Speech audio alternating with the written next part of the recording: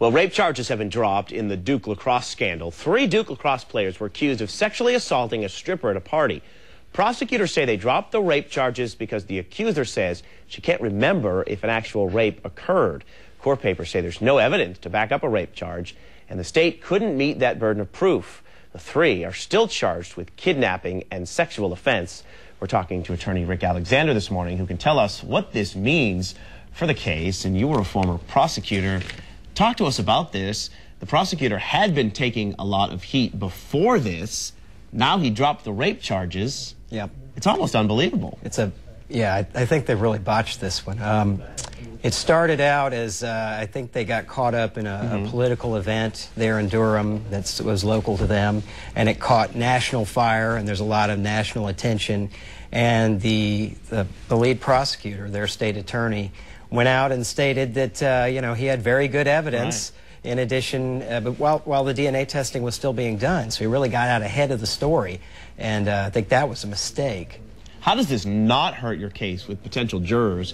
Because you're going to go into the courtroom most likely thinking, well, wait a minute, there were rape charges, now there aren't. People are going to have to look at these other charges and say maybe they're kind of fishy. It's going to be very difficult at this point. They started out as strong as they could in the beginning. There was a lot of attention on Duke and privileged kids and wild parties. Now that's all gone away, and they've lost all of their momentum, and they're looking at some very technical charges, which he's still got, and they're very serious charges against these young men. So it's going to be interesting to see how he tries to get that momentum back. Let's look at the main witness here. She's an admitted stripper, right? And you hate to take that into account when you're talking about these cases. But now you have the case where it looks like she said she was raped and now is saying she can't remember if she was raped. What kind of witness will she make on the stand? Well, the defense was seizing on this almost from the beginning. You remember there was a woman with her. Right. Her story changed multiple times. Now, inconsistencies are a problem with the best of witnesses. When you have someone who's made major inconsistencies in details, i.e., there was vaginal penetration or there wasn't, those are significant problems that are going to hurt her credibility, and that's all they have left in this case. When you have a case like this, not only do the defense attorneys start looking at your case, but you have the media looking at your case. How does that hurt you as a prosecutor? Well, what you have now these days, particularly in a case like this, which has gotten the national attention, you've got these news shows that spend an hour. You got Greta Van Susteren, Nancy Grace.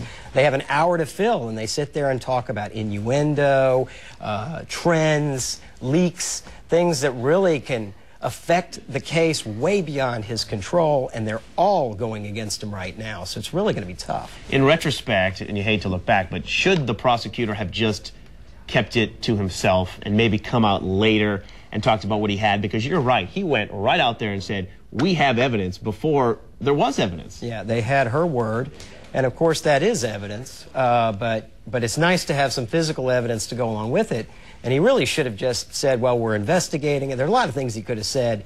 He wanted to get out in front of the story, perhaps for political reasons, and now it's coming home to roost. Can you remember a case when you were a prosecutor where things just seemed to fall apart, like in this one? Well, that happens. That happens a lot, and in fact, as an experienced prosecutor, you ought to know that. The story always looks great when it comes in. You got all the facts, say, wow, what a great case.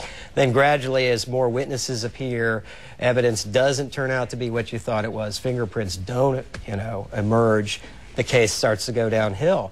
And that's certainly a potential in a case like this. All right, and of course, when you make a statement in front of cameras saying we have a lot of evidence, people are going to expect you to live up to it. Yeah. All right. Thanks so much for joining us. An interesting case, and we'll continue to follow it. Thank you. Well, still ahead on the morning show, they join us every weekend.